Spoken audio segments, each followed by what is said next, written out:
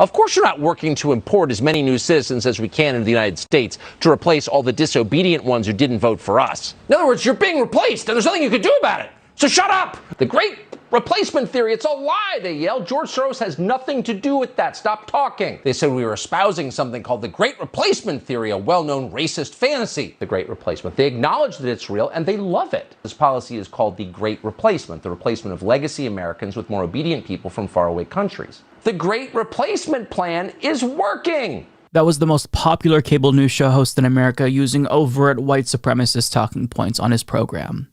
Now, on this show, we've talked about how the Great Replacement theory is extremely dangerous and explicitly white nationalist, but over the weekend, as you probably heard, one white supremacist decided to take action over this particular issue that's been talked about on Fox News, and he committed a massacre in Buffalo, killed 10 people.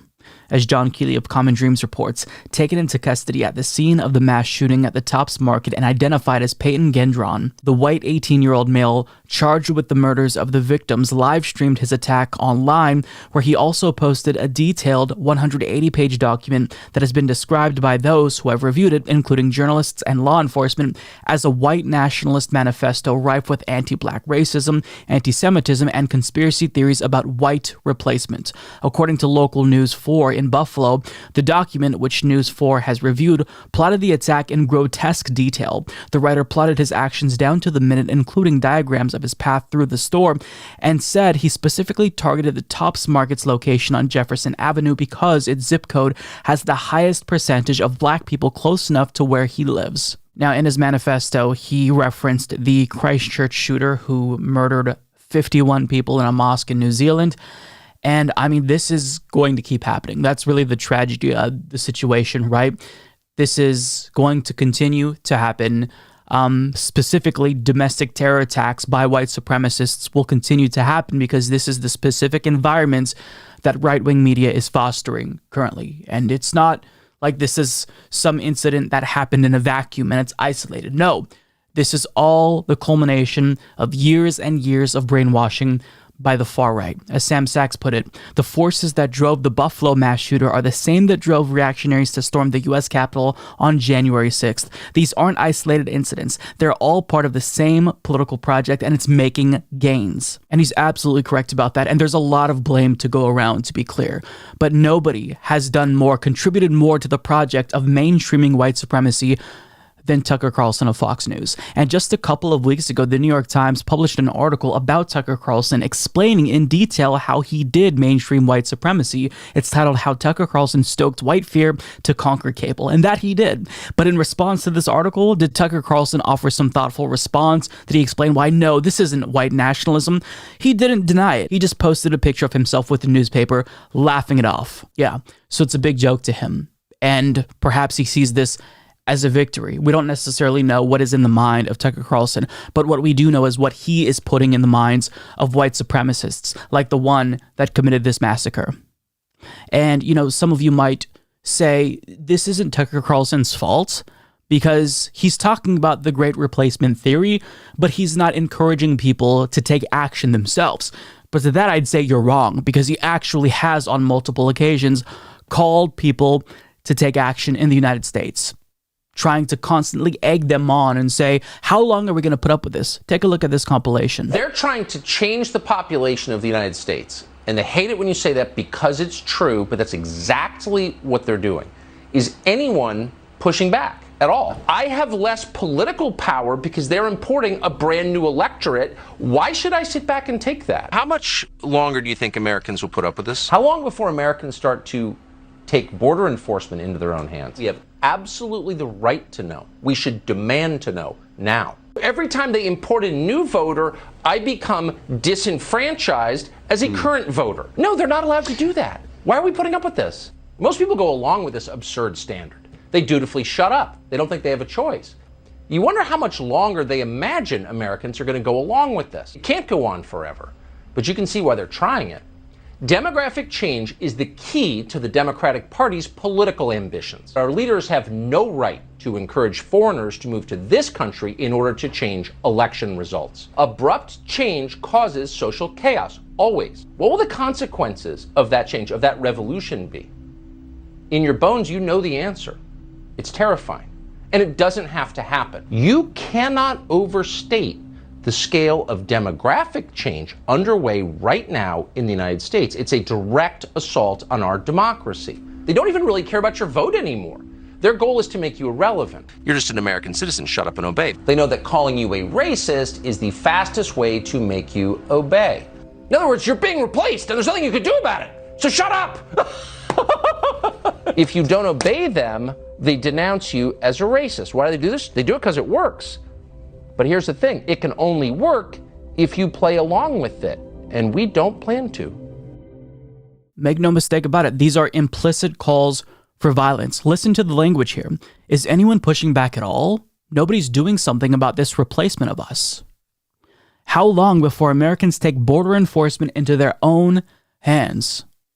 That's a message to the viewer. He's implanting in their heads this thought that maybe they should be the ones to take action because these immigrants that Democrats are importing here is taking away our democracy. It's stripping their voting power, which is untrue. But he's getting them to think something has to be done. Why is nobody standing up? Why are we putting up with this?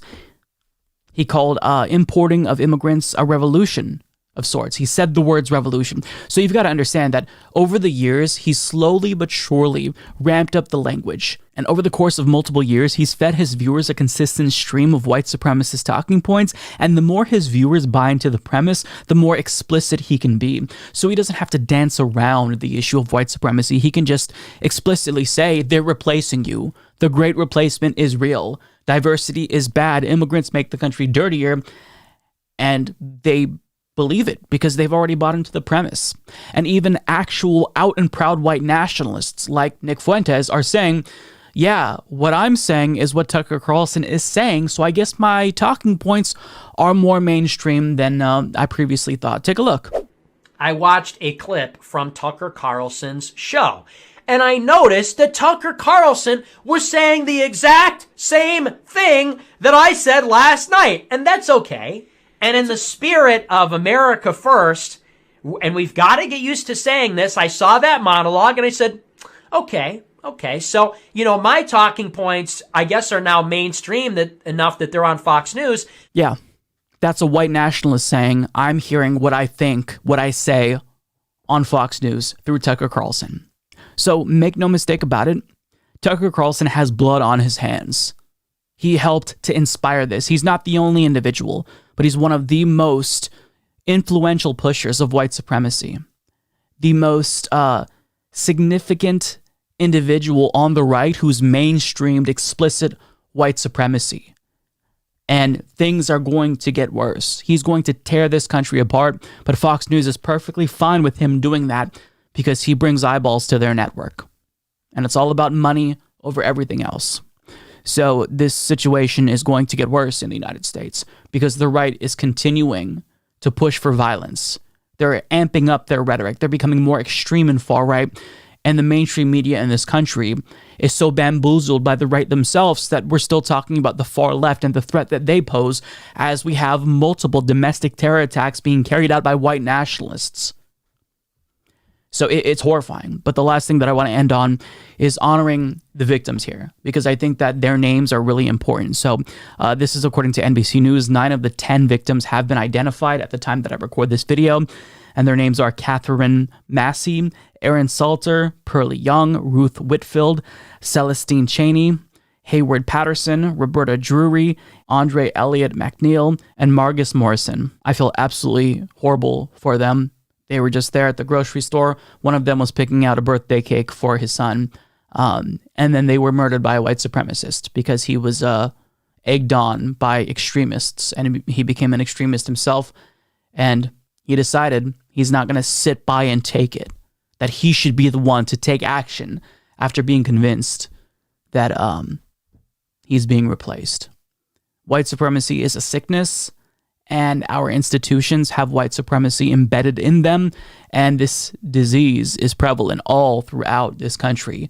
And unless we actually stop white supremacy by removing it from institutions and pushing back against it aggressively, things like this will continue to happen because this is the environment that the far right has fostered. and they're going to try to deny responsibility. We're seeing it online. They're denying that, right? They're saying, no, this isn't a white supremacist. The shooter's actually a leftist. Like, they're going to do that because they refuse to believe that what they're doing is leading to violence. But make no mistake about it, it is leading to violence. And a lot of them, like Tucker Carlson, they want this. This isn't like, an unintended consequence. This is a feature of their rhetoric. This is what they wanted. It's the desired outcome.